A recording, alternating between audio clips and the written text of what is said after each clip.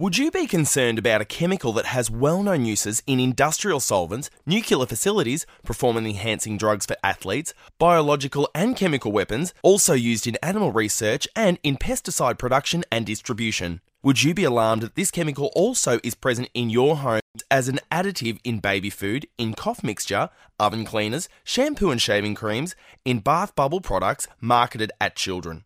You must be asking, what is this chemical and what are the risks for me and my family? The chemical is called dihydrogen monoxide, or DMHO, sometimes referred to as simply hydric acid. It is an odourless and colourless compound that, due to its prevalence, it poses many dangers to health. The risks are real, and even a thimbleful can be lethal to the average human. It has the ability to severely disrupt cell membranes, causing severe tissue damage and causes severe burns. What's surprisingly alarming is that young people are actively ingesting DMHO recreation, regardless of the dangers it poses to the body. Medical professionals have been quick to note the addiction potential of this party compound and have been alarmed at the dependence and withdrawal effects. Many partygoers have consumed large amounts of DHMO whilst clubbing, having OD'd or having fatal consequences. Jonathan Radcliffe, a so-called psychonaut and squat reveller, knows too well the dangers that DMHO poses.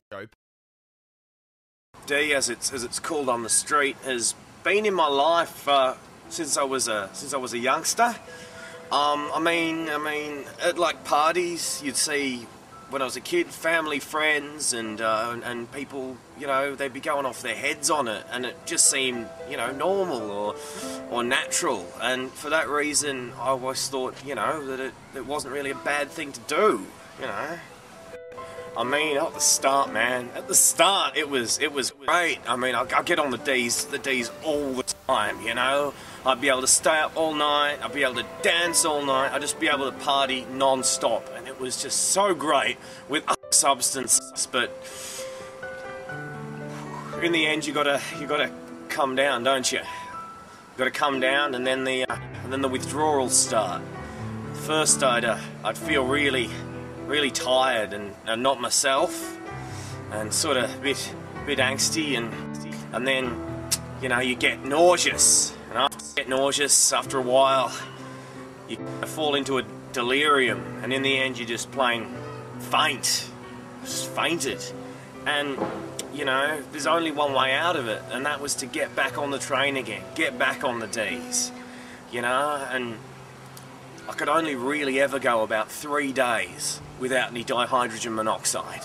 Back in the day, it was excellent. I mean, me and my mates, we'd go down the clubs, and because we knew like the staff, right, we'd get on it, and we'd get on it for free all night. And you know, back then they had the proper high quality uncut stuff from Europe. They had it on tap, dudes. Me and my mate Gunter, you know, we were getting on it, and it was, you know, the proper European stuff, yeah. And so we're like, nah, man, this time we've got to get the full effects, because it was some pretty good shit. So, you know, it was excellent. But after about 8 hours, I started sweating profusely, urinating a lot, and I didn't know what to do. So I went off to the toilet, and when I came back, Gunter, he'd collapsed on the ground. He'd OD'd.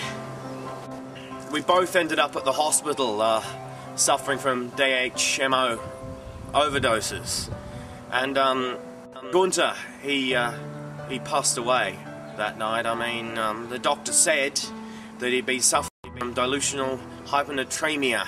I was kind of a bit more lucky, right? I mean, I certainly, my ICF and ECF levels were shot to hell, you know, and some of my cells suffered from a permanent lysis, but I survived. Not long after that, I was diagnosed with chronic polydipsia, which means that, yeah, I am an addict, and that, you know, a sudden withdrawal could mean death to me. But yeah, look, I've got to tell you guys, you know, and I've been giving advice to kids for a while now. I mean, why would you want to even go near that? Why would you want to go near DHMO? I mean, who'd want to put something like that that's in their body? You know, something that's a fire retardant, I mean. So, you know, what I'm saying is, if you go this weekend and, you know, you're going to go large, whether it's, you know, whatever you're going to do, if you're getting on the crack, or the meth, or the mescaline, right? I mean, do it all, man. Have a ball. But keep off the DHMO, you know? Keep off it. It's not worth it. You may be asking, what is the government doing about DHMO? The more significant dangers are being addressed by a number of agencies such as the SES and the CSIRO, but the Department of Health, in conjunction with the Therapeutic Goods Administration, do not classify dihydrogen monoxide as a toxic nor carcinogenic substance. Furthermore, the US government have refused to ban the product, distribution or use of the damaging chemical due to its importance to the economic health of the nation. Together, People Power has removed leaded petrol, CFCs, smallpox and the incandescent bulb from the earth, and together we can ban DMHO. As a concerned individual, you can help. Firstly, log on to www.petitiononline.com/H2O/petition.html. Register and donate $5 and sign an online petition to all major world governments telling them that you wish to live safely in a world without the scourge of dihydrogen monoxide. Remember, say no to DMHO.